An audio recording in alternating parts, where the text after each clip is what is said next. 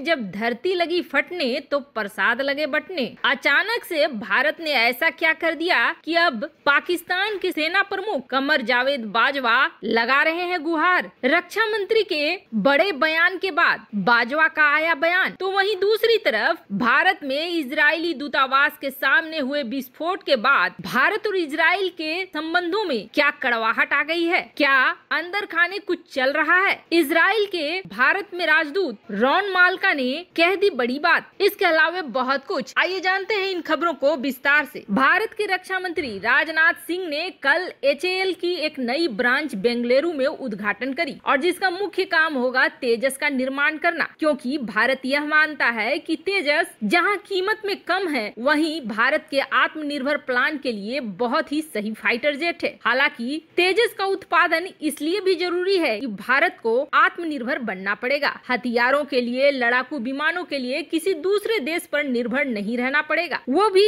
उस समय जब चीन और पाकिस्तान जैसे पड़ोसी हो तो बेहद जरूरी हो जाता है। ऐसे में भारत का यह कदम बहुत ही उचित माना जा रहा है और भारत के रक्षा मंत्री ने अपने बयान में इस बात को कहा भी कि भारत को आत्मनिर्भर बनने की बेहद जरूरत है और साथ ही साथ तेजस के लिए जो डील की गई थी वो भी फाइनल हो गई। इसके बाद सबसे बड़ा रोना निकल कर आया पाकिस्तान की तरफ से। पाकिस्तान को, जिसकी अर्थव्यवस्था इस वक्त बुरी तरीके से जर्जर हो चुकी है, अब जंग का डर सताने लगा और तुरंत ही पाकिस्तान के सेना प्रमुख जनरल कमर जावेद बाजवा ने ये कहा कि पाकिस्तान और भारत को कश्मीर मुद्दे को गरिमापूर्ण और शांतिपूर्ण तरीके से हल करना चाहिए। पाकिस्तानी सेना के अनुसार जनरल बाजवा खैबर पख्तूनख्वा के रिसालपुर में पाकिस्तानी वायुसेना के असगर खान अकादमी में एक समारोह को संबोधित कर रहे थे। उन्होंने ये कहा कि पाकिस्तान और भारत को जम्मू कश्मीर के मुद्दे को जम्मू कश्मीर के लोगों की आकांक्षाओं के अनुरूप गरिमापूर्ण और शांतिपूर्ण तरीके से सुलझाना चाहिए। उन्होंने ये भी कहा कि पाकिस्तान एक शांति प्रिय देश है जिसने क्षेत्रीय और वैश्विक शांति के लिए बहुत बड़े बलिदान दिए हैं। बाजवा ने कहा कि हम परस्पर सम्मान और शांतिपूर्ण सह अस्तित्व के आदर्श पर चलने के लिए प्रतिबद्ध हैं। यह सभी दिशाओं में शांति का हाथ बढ़ाने का समय आ गया है। वैसे ये बात थोड़ी अजीब सी लग रही है कि कमर जावेद बाजवा शांति की बात कर रहा है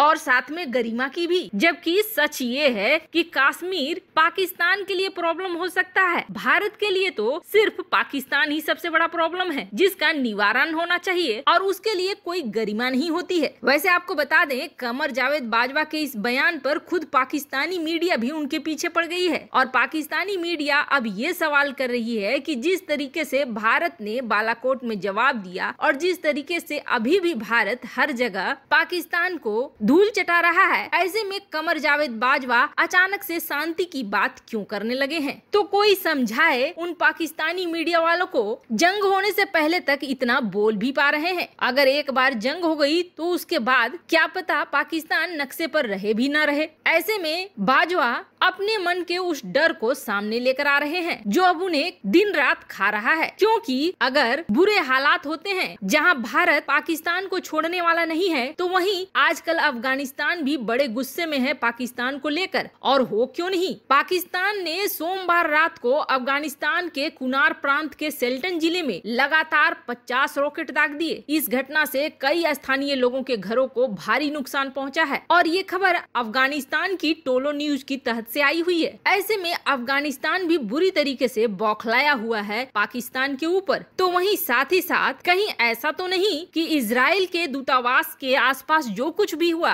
उसके पीछे ये लोग ही खड़े हों और जिनका डर इन्हें सता रहा हो, क्योंकि अब इस मामले में मोसाद की एंट्री हो चुकी है। वहीं दूसरी तरफ द प्रिंट ने भारत में इजराइल के राजदूत मल्का का एक इंटरव्यू लिया जिसमें उन्होंने काफी बड़ी बातें बोल दी है। सबसे पहले तो जो आतंकी हमला हुआ इजराइल दूतावास के सामने, उसके बारे में प्रश्न करने उन्होंने साफ साफ कहा कि यह एक आतंकी हमला था जो कि खास तौर पर इजराइल के दूतावास को नुकसान पहुंचाने के लिए किया गया था। हालांकि उन्होंने साफ करा जहां तक धमाके के पीछे कौन खड़ा है यह अभी भी हमें पता नहीं है। जांच सभी टुकड़ों को एक साथ लेकर हो रही है और हम इस पजल को सॉल्व करने की कोशिश कर रहे हैं। जितने भी सबूत मिले हैं, जितनी जानकारियां मिली हैं, सबको एक साथ इकट्ठा किया जा रहा है। साथ साथ ही साथ राजदूत ने ये भी कहा कि दुनिया भर में तैनात इजरायली अधिकारियों को बहुत अच्छे से पता है कि दुनिया में कई ऐसे देश हैं जो उन्हें अपना दुश्मन मानते हैं और उनके लिए वो टारगेट हैं और उन पर कभी भी हमले हो सकते हैं। उन्होंने जोर दिया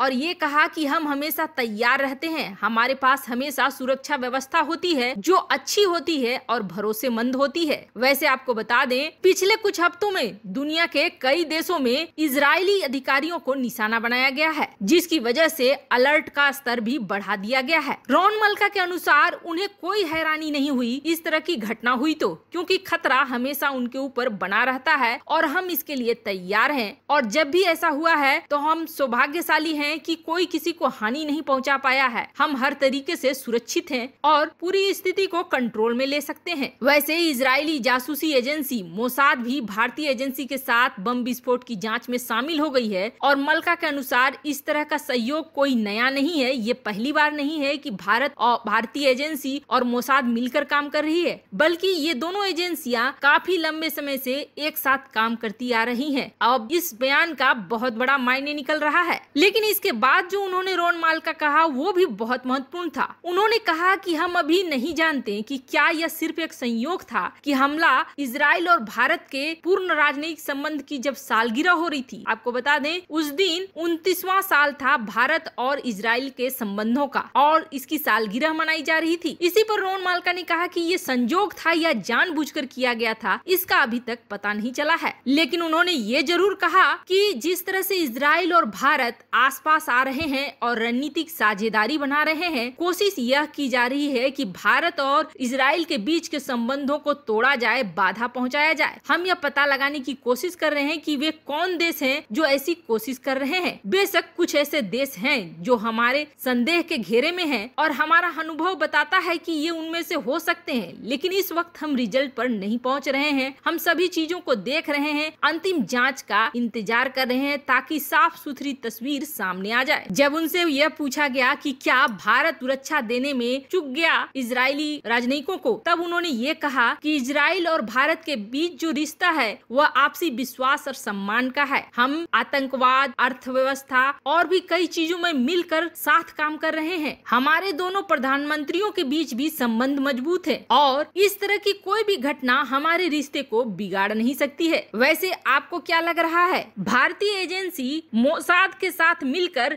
लंबे समय से काम कर रही है, क्या यह भारत के अच्छे के लिए है या बुरे के लिए है? कमेंट कर अपनी राय जरूर बताएं। जल्द मिलते हैं अगले वीडियो में नई खबर के साथ।